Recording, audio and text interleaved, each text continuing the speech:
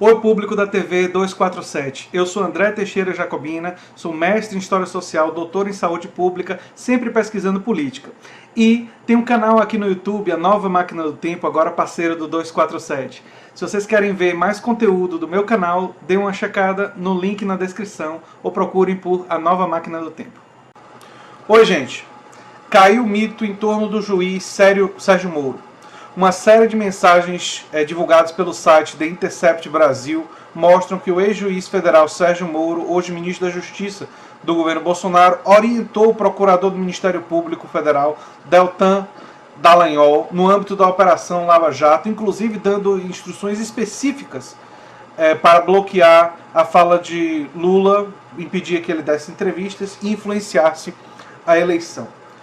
Basicamente comprovando todas as acusações que foram levantadas contra o Sérgio Moro de sua agenda política, digamos assim.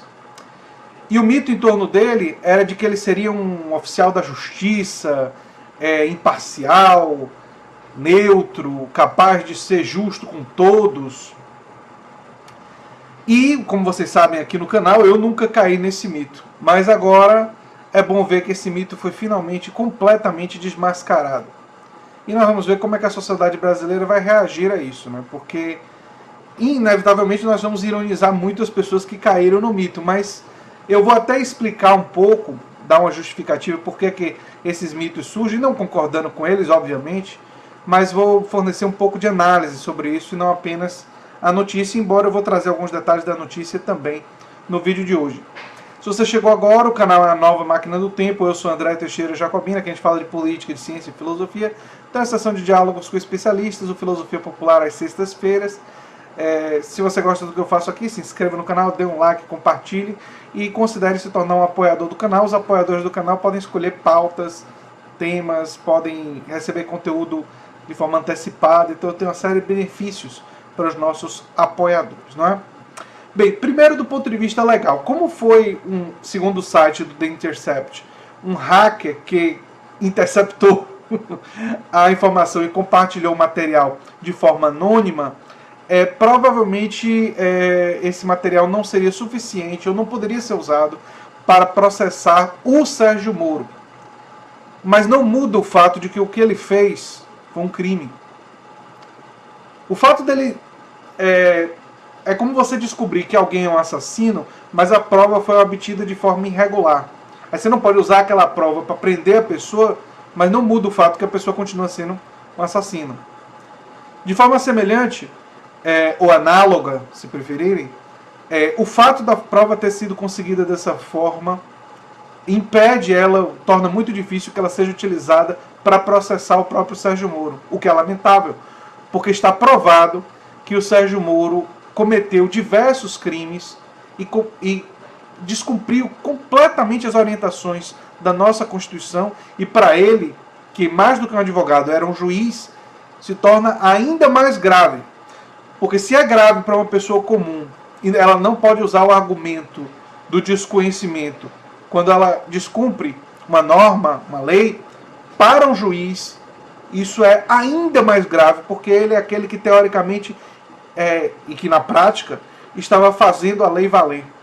E o Sérgio Moro, longe de estar fazendo isso, era conspirando com o promotor, dando instruções, trabalhando como se fosse inclusive o chefe dele.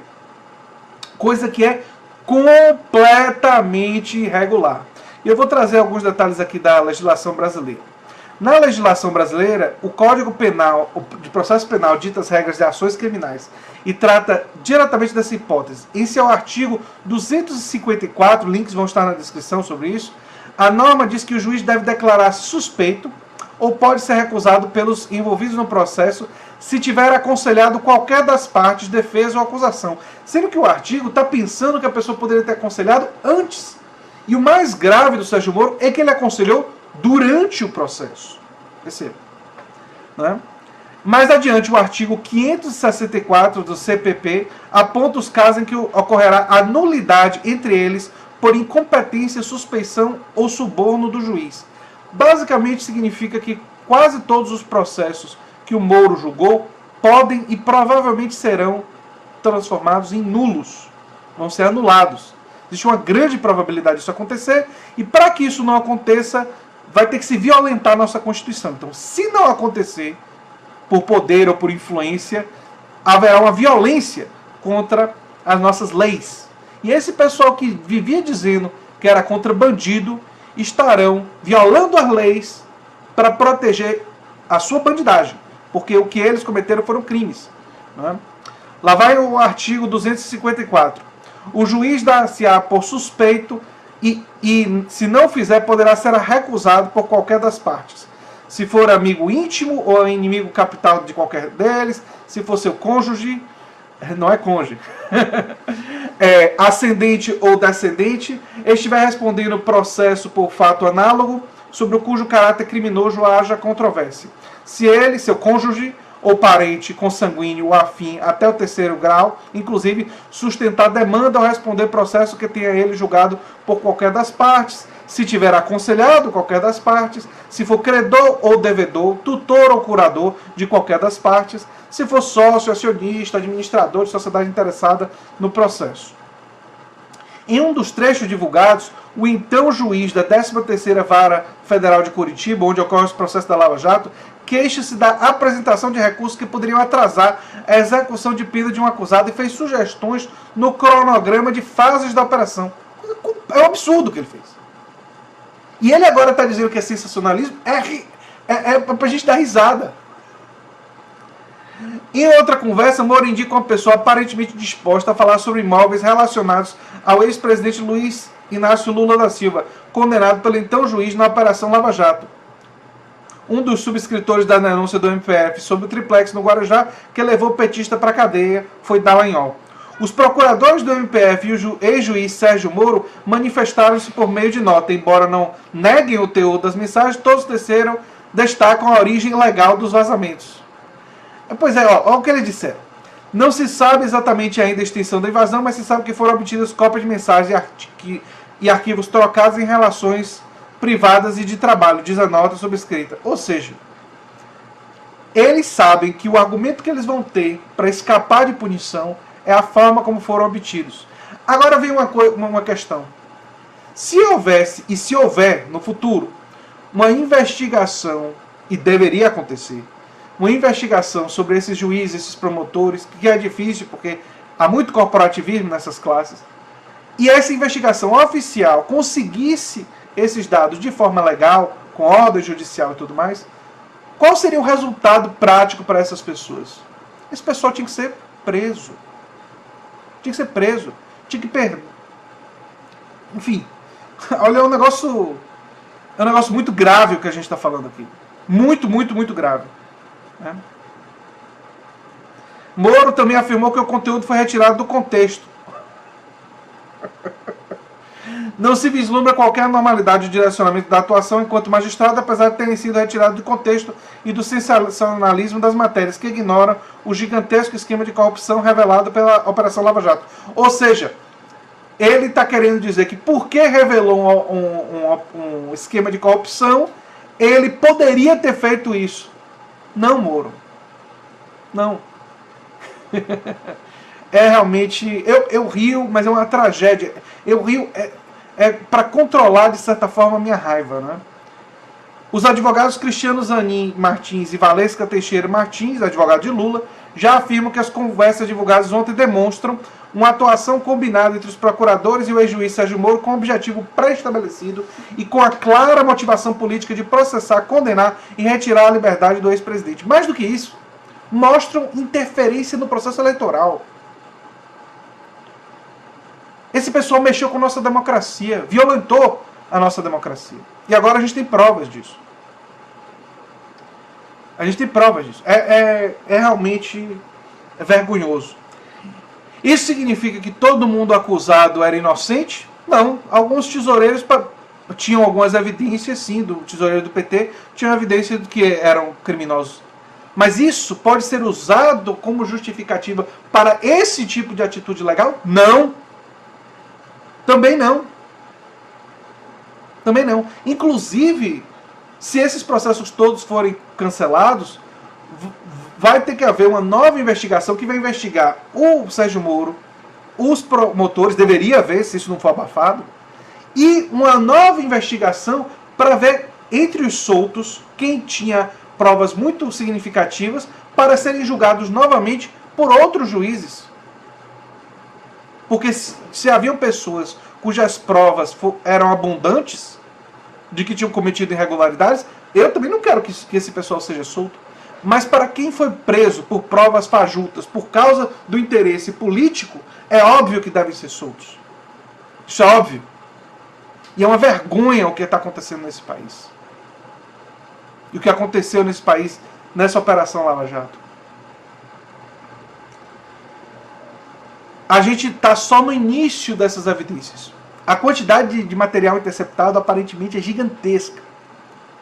Então, se vocês acham que isso aqui foi ruim, o que a gente já sabe e que já deu para mapear, algumas revistas já mapearam, isso é pouco. Agora eu quero falar do mito. Essa mitologia do Moro, o homem da justiça, o bastião da justiça, isso para mim nunca colou. Quando eu vi a forma como ele se dirigiu a Lula na interação entre os dois, já deu para ver que ele era um agente político motivado. Por mais que algumas pessoas podem não gostar de Lula, ou achar que Lula cometeu erros táticos, políticos, enfim, ou desconfiar que Lula sabia de algumas coisas, tudo tem que ser provado. E uma pessoa intencionalmente dedicada a te prender por motivos políticos não pode te julgar. É muito complicado, gente. É muito, muito, muito complicado. E, falando sobre a construção do mito, o brasileiro, ele tem uma coisa muito, assim, não é só o brasileiro, o ser humano é uma reflexão, aliás, sobre a humanidade. Eu acho que a gente constrói muitas relações emocionais com as coisas. O que é que eu quero dizer com isso? Muita gente, porque tinha raiva do PT, e porque tinha raiva da política, e porque tinha raiva da corrupção, transformou, na verdade, essa raiva em adoração à figura que eles viram como aquele que combateu a corrupção. E aí deixaram de examinar os detalhes. Por exemplo, a sentença do Moro fala preso por atos indeterminados. Quer dizer, a fala do Moro, quando você analisa a fala do Moro ela é completamente enviesada. A forma como ele se comportou durante esse processo. Prisão coercitiva, impedir a pessoa de falar, de dar entrevista, uma coisa que até os assassinos dão entrevistas, o ex-presidente não pode dar entrevista. E uma série de outras atitudes completamente questionáveis.